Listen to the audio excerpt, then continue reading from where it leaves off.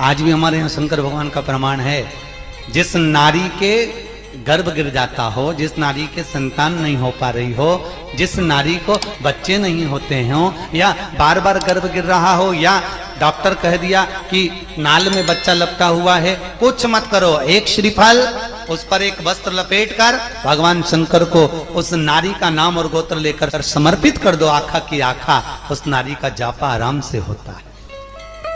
शिव की कृपा है। 3 मंत्रों का स्मरण शिव महापुराण में कहा गया। पहला ओम नमः शिवाय, दूसरा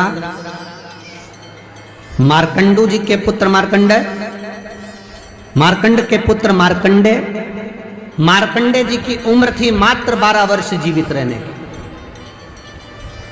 पर पिताजी ने कह दिया था कि तू शंकर का भजन कर, तू शिव का स्मरण कर। अगर तूने शंकर का भजन करा तो ये पक्का है कि अकाल मृत्यु वो मरे जो काम करे चंडाल का, काल उसका क्या बिगाड़े जो भक्त हो महाकाल का। काल का हरण करने वाला एक ही हो सकता है, वो महाकाल हो सकता है।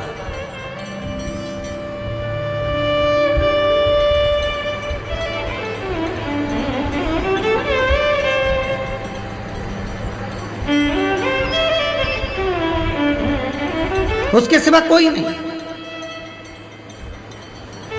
मार्कंडे जी से कहा तेरी उम्र 12 वर्ष की है, केवल 12 वर्ष।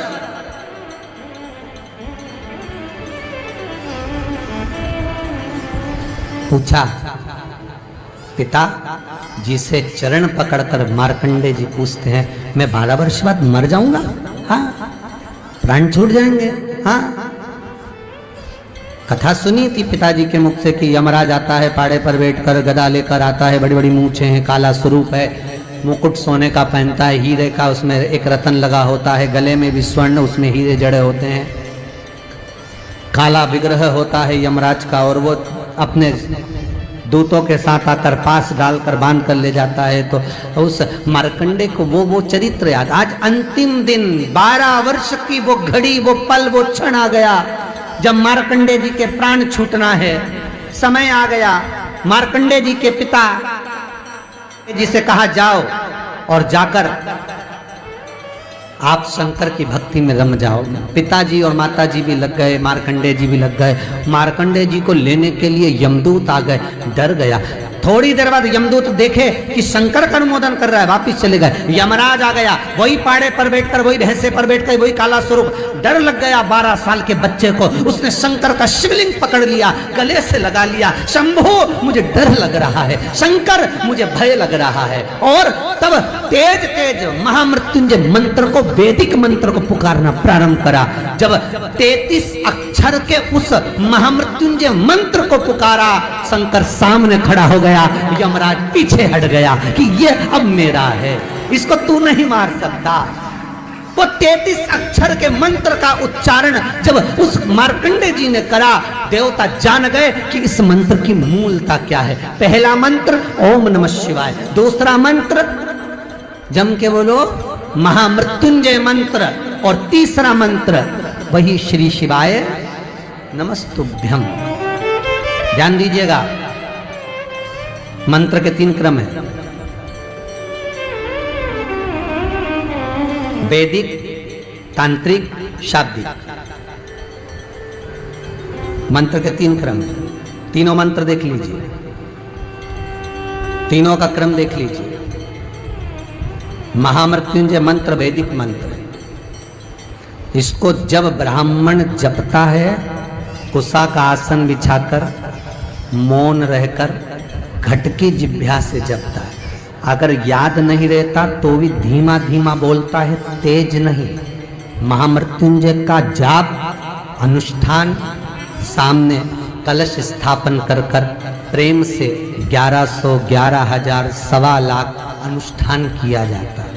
ओम नमः शिवाय का जाप चलते फिरते किया जा सकता है। श्री शिवाय नमस्तुभ्यम शाब्दिक मंत्र है। इस मंत्र का प्रयोग के लिए ना आसन की जरूरत है, न तब साधना की जरूरत है। जब जप रहे हो शंकर साक्षी। हाँ, कोई रोग आ गया, कोई बीमारी आ गई, कोई कष्ट आ गया, बहुत भारी आ गया, तो महामृत्युंजय का स्मरण शंकर की साक्षी में होना चाहिए। वो 33 अक्षर का महामृत्युंजय मंत्र, वैदिक मंत्र, शिव की साक्षी में। पर दुनिया के लोग आज वो चिल्ला चिल्ला के उस मंत्र का स्मरण करते हैं, वो श्रेष्ठ नहीं है। नहा रहे हो, सोचादि कर्म में जा रहे हो और वो डब्बा लगा दिया,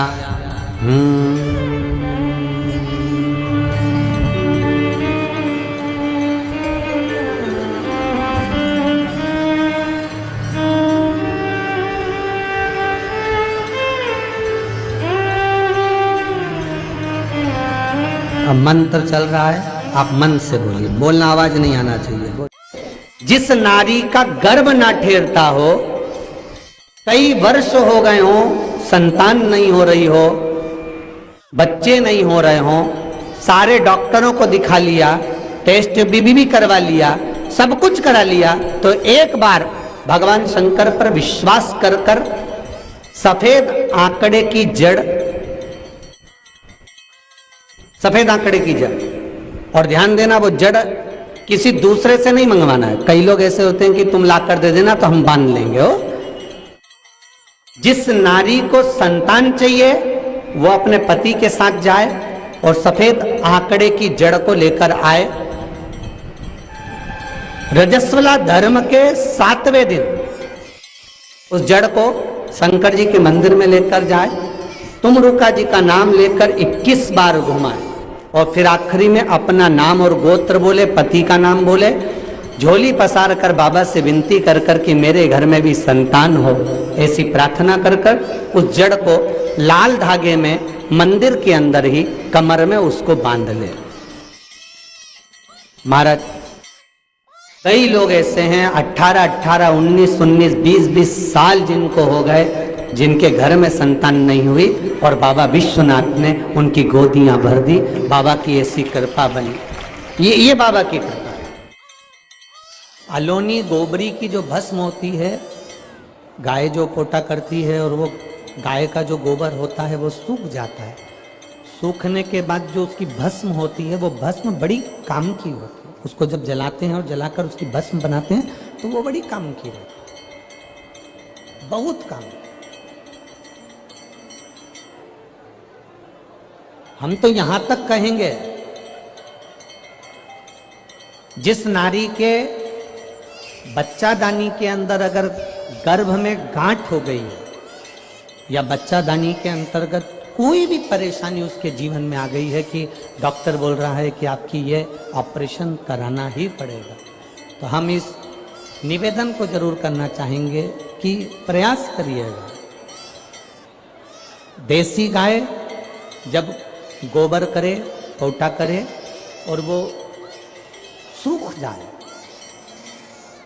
वो सूखा हुआ जो गोबर का पोटा रहे सूखा हुआ, उसको जलाकर उसकी भस्म तैयार कर कर देवाधिदेव महादेव को समर्पित कर कर उसको उठाकर डिब्बी में रख लीजिए। एक डब्बी में उसको रख और उस भस्म को सोमवार के दिन से लेकर 7 दिन तक लगातार थोड़ा थोड़ा सा उस भस्म को अपने उदर पर त्रिपुंड का भाव, उस भस्म से त्रिपुंड का भाव कि मेरा महादेव मेरे गर्भ की रक्षा करेगा, त्रिपुंड का भाव, और उसी भस्म को मुख में थोड़ा सा लेकर देवाधिदेव महादेव के चढ़े हुए जल का आचमन करिए। जो गर्भाशय में जो भी तकलीफ होगी, मेरा देवाधिदेव महादेव उसको अच्छा कर, गर्भस्थ तकलीफ